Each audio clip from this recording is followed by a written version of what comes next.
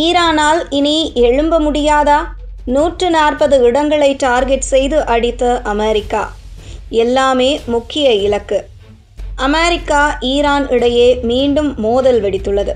கடந்த ஒரு வாரத்தில் மட்டும் 3வது முறையாக ஈரான் மீது அமெரிக்கா இன்று தாக்குதலை நடத்தியுள்ளது.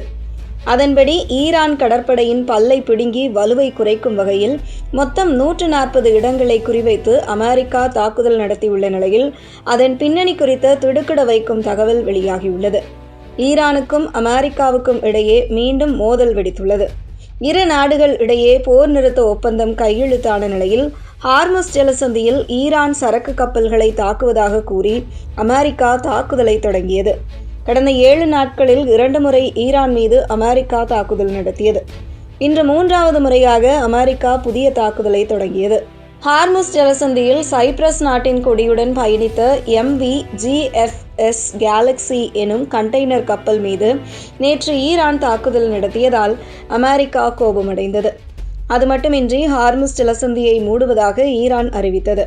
இதனால் ஆத்திரம் தாங்காத அமெரிக்கா ஈரான் மீது புதிய தாக்குதலை தொடங்கியது. அதன்படி தற்போது ஈரானின் 140 இடங்களை குறிவைத்து அமெரிக்கா தாக்குதல் நடத்தியுள்ளது. ஈரானில் உள்ள போர் விமானங்களை கண்காணிக்கும் ரேடார் அமைப்புகள், ஏவுகணை சேமிப்பு குடோன்கள், ட்ரோன் சேமிப்பு குடோன்கள், ஏவுகணை மற்றும் ட்ரோன்களை அனுப்ப பயன்படும் தளங்கள் மற்றும் சரக்கு கப்பல்களை தாக்க ஈரான் பயன்படுத்தும் இடங்கள் உட்பட 140 இலக்குகளை குறிவைத்து அமெரிக்கா தாக்குதல் நடத்தியுள்ளது. இதனை அமெரிக்காவின் சென்ட்கோம் உறுதி செய்துள்ளது. சென்ட்கோம் என்பது மத்திய கிழக்கு நாடுகளில் அமெரிக்கா சார்பில் இராணுவ நடவடிக்கையை மேற்கொள்ளும் கட்டளை மையமாகும். ஈரான் மீதான புதிய தாக்குதல் பற்றி சென்ட்கோம் கூறியுள்ளதாவது, போர் விமானங்கள், ட்ரோன்கள் மற்றும் கடற்படை கப்பல்கள் மூலம் ஈரான் மீது ஏவுகணை தாக்குதல் நடத்தப்பட்டுள்ளது. ஈரானின் 140 இலக்குகளை குறிவைத்து இந்த தாக்குதல் நடத்தப்பட்டுள்ளது.